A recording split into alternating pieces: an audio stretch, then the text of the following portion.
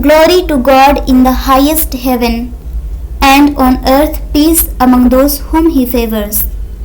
Luke 2:14. After the long days of our preparation for Christmas, step by step, the Divine Child has reached at the door of our hearts, knocking at the door, asking a place. If you open the door, I will come into you. Do we find worthy to give Him a place? Let us look and see the room we have been preparing for Him. Yes, we find there is still something to do, to beautify the room, to keep the things in order, to see there are things for Jesus which He is in need of. If you are not ready, do not lock the door, but be quick. Get up from the place you are. Throw away the garbage, the hatred, the revenge, and all the negativity. Sweep it away. Make the room clean, that He may be born in our hearts. Yes, there is always time to purify ourselves.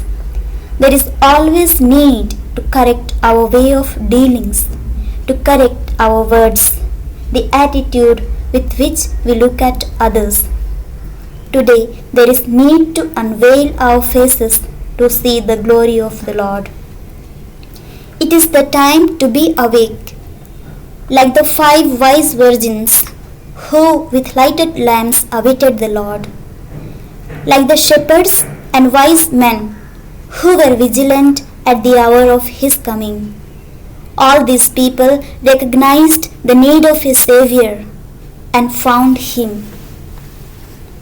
The 3 kings acknowledged Jesus as the Messiah, and they traveled thousands of miles to worship Him.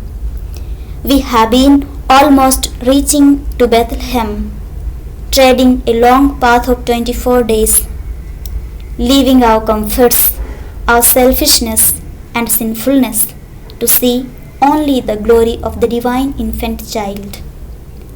What we have practiced, the virtuous life, a kind nature, a generous heart, are our gifts for the baby Jesus.